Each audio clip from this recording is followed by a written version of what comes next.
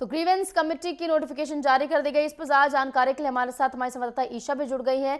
Isha, grievance committee का notification जारी हुआ है, 14 मंत्रियों का नाम इसमें शामिल है। सूची भी हमने दिखाई दर्शकों को।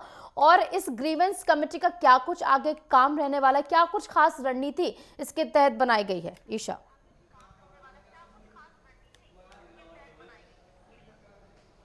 देखिए, ये शिकायत निवारण समिति है जिसको लेकर आज नोटिफिकेशन जारी कर दिया गया है। कार्यवाहक मुख्य जो सचिव हैं अनुराग रस्तोगी, उनकी तरफ से थोड़ी देर पहले ही ये अधिसूचना जारी की गई है। शिकायत निवारण समिति जिसका गठन हरियाणा सरकार की तरफ से किया गया है, अलग अलग कमेटियों का गठन किया गया है। सभी जिलों के लिए 22 की 22 जिलों में इस समिति का गठन किया गया है, जहाँ जो संबंधित नेता हैं, जिसकी जिम्मेदारी, जिस मंत्री की जिम्मेदारी लगाई गई है, उसके अधीन बैठक की जाती है। सभी अधिकारी इस बैठक का हिस्सा रहते हैं। इसके अलावा जो आम जनता है जो अपनी शिकायत लेकर पहुंचती है, तत्काल तौर पर उसकी शिकायत सुनी जाती है, उसका निपटारा किया जाता है, जिसको लेकर ये समिति का गठन किया गया है। और आज जिस तरीके से नई सरकार बनने के बाद नोटिफिकेशन जारी किया गया है, इसमें मुख्यमंत्री नायब सिंह सैनी की अगर बात करें तो उन्हें गुरुग्राम की जिम्मेदारी दी गई है। गुरुग्राम में शिकायत निवारण समिति की बैठक उनकी तरफ से ली जाएगी। इसी तरीके से अगर हम बात करें अनिल विज की, जो परिवहन मंत्री भी हैं और बिजली मंत्री भी, 3 महत्वपूर्ण विभाग उनके पास है, उन्हें कैथल और सिरसा की जिम्मेदारी दी गई है। राजेश नागर की अगर बात करें, केंद्रीय राज्य मंत्री है, फूड एंड सप्लाई डिपार्टमेंट उनके पास है। कुरुक्षेत्र की जिम्मेदारी उनके पास दी गई है। इसी तरीके से खेल मंत्री गौरव गौतम की अगर बात करें तो उन्हें सोनीपत की जिम्मेदारी दी गई है। महिला बाल विकास मंत्री श्रुति चौधरी, उन्हें फतेहाबाद की। वहीं आरती राव जो कि स्वास्थ्य मंत्री हैं, उन्हें पलवल की जिम्मेदारी दी गई है। कई ऐसे मंत्री हैं जिन्हें 2-2 राज्य भी, माफ कीजिएगा, 2-2 जिले भी सौंपे गए हैं। तो ऐसे में अब क्योंकि हर महीने शिकायत निवारण समिति की ये बैठक की जाती है, इसका मकसद बस यही, उद्देश्य यही रहता है कि जो आम जनता है जो अपनी शिकायत निवारण समिति के पास भेजती है, अधिकारियों से संबंधित जो ज़्यादातर शिकायत रहती है, उन्हें तत्काल तौर से निपटारा किया जाए। और जिन मंत्रियों की ड्यूटी लगाई गई है वो इस शिकायत को सुनते हैं। और हर महीने ये शिकायत निवारण समिति की बैठक होगी। हालांकि देखिए, जो आज अधिसूचना भी जारी की गई है, इसमें फिलहाल ये नहीं बताया गया है कि इस महीने बैठक कब होने जा रही है, लेकिन जिम्मेदारी बड़ी यहाँ पर सौंप दी गई है। नायब सिंह सैनी के मंत्रिमंडल की अगर बात करें तो 13 मंत्री शामिल हैं, जिसमें कई नए चेहरे भी हैं जो पहली बार चुनाव लड़े हैं, युवा चेहरा भी हैं।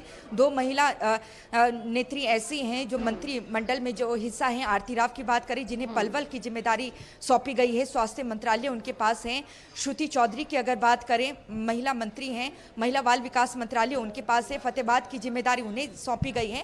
तो कहीं ना कहीं सरकार चाहती है कि जमीनी स्तर पर लोगों के लिए कामकाज किया जाए। जो आम जनता है, जिनकी जो समस्याएं हैं, उन्हें तत्काल तौर पर इस समिति की जब भी बैठक होगी उसका निवारण किया जाए। जी बिल्कुल, देखना हो कैसे कमेटी जो है आगे काम करते हैं। लेकिन कैबिनेट मंत्री अनिल विज की बात की जाए, गृह मंत्रालय के बाद उन्हें 2 अहम मंत्रालय दिए गए। हालांकि उम्मीद थी गृह मंत्रालय दिया जाएगा, लेकिन उनकी तवज्जो कम हुई है, ये साफ दिख रहा है। तो उनको कैथल और सिरसा जिला देना क्या कुछ दिखा रहा है, क्या कुछ इसके मायने हैं? ईशा,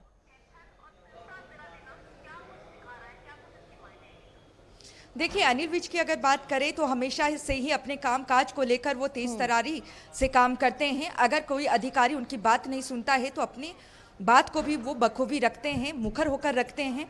पहले जब उनके पास गृह मंत्रालय भी था, उस दौरान भी उनकी तरफ से शिकायत निवारण समिति को लेकर जो बैठकें भी की जाती थी, उसमें कई अधिकारियों से वो नाराज भी चलते नजर आए थे। और उनकी तरफ से हालांकि मुख्य सचिव तक को ये पत्र लिख दिया गया था कि वो आगे से शिकायत निवारण समिति का हिस्सा नहीं रहेंगे। हालांकि अब देखिए, गृह मंत्रालय तो उनके पास है नहीं, परिवहन मंत्री हैं और बिजली मंत्री भी हैं, लेकिन उन्हें कैथल और सिरसा की जिम्मेदारी सौंपी गई है। वहाँ पर अधिकारी जो हैं, उनसे संबंधित या जो लोग हैं, आम जनता है, उन्हें जो समस्या आती है या किसी भी मंत्रालय से संबंधित समस्या आती है, उसे वो सुनेंगे और तत्काल तौर से उसका निवारण करने की भी कोशिश करेंगे। अगर जो जनता, आम जनता वहाँ की कैथल और सिरसा की जो समस्या लेकर किसी मंत्री के विभाग से हो या मुख्यमंत्री के विभाग से जुड़ा कोई समस्या हो, तो वो संबंधित विभाग को सूचित करेंगे। तो ये जरूर कहा जा सकता है कि अब देखना होगा कि अधिकारी जो अनिल विज हैं, जो हमेशा से मुखर रहते हैं, जिन्हें कैथल और सिरसा सौंपा गया है, वहां पर बैठकों में किस तरीके से हिस्सेदारी लेते हैं। क्योंकि अनिल विज की अगर बात करें, जब वो शिकायत निवारण समिति की पहले भी बैठक लेते थे तो पूरी तरीके से मुखर होकर नजर आते थे। जी। और उनकी छवि कुछ ऐसी रही है कि उन्होंने रात के समय भी जो है लोगों की समस्याएं सुनी है। ऐसा कभी नहीं हुआ है कि उन्होंने किसी को हटाया हो कि आप बाद में आइएगा। जब भी कोई उनके पास शिकायत लेकर पहुंचा, हमेशा उन्होंने उनकी शिकायतें सुनी है। और इसी के साथ ग्रीवेंस कमेटी की बात की जाए ईशा, तो कितने कार्यकाल में इसकी बैठक होगी, क्या कुछ आगे इसका स्केड्यूल और क्रियान्वयन रहने वाला है?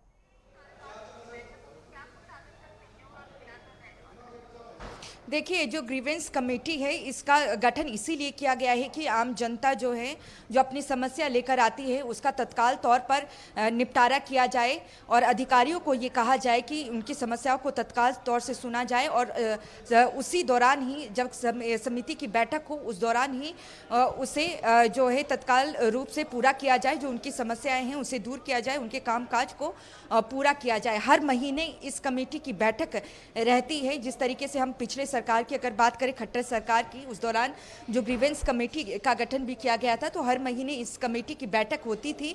और अब हालांकि इस बार अभी ये सूचित नहीं किया गया है कि किस तारीख को ग्रीवेंस कमेटी की बैठक होगी, लेकिन हर महीने ये बैठक रहेगी। इस बैठक में जो आम जनता है वो अपनी समस्याओं को इन मंत्रियों से अवगत करवाएंगे, चाहे वो अधिकारियों के संबंध में भी कोई शिकायत क्यों ना हो, वो मंत्रियों से अवगत जरूर उन्हें करवाया जाएगा और उनकी समस्याओं को दूर करने की कोशिश यहाँ पर की जाएगी। लेकिन देखिए, जो आम जनता है उन्हें एक सुविधा ये भी दी गई है कि वो अपनी शिकायत, चाहे वो अधिकारियों से संबंधित भी शिकायत हो या किसी विभाग से संबंधित शिकायत हो, वो ऑनलाइन भी कर सकते हैं शिकायत निवारण समिति के पास।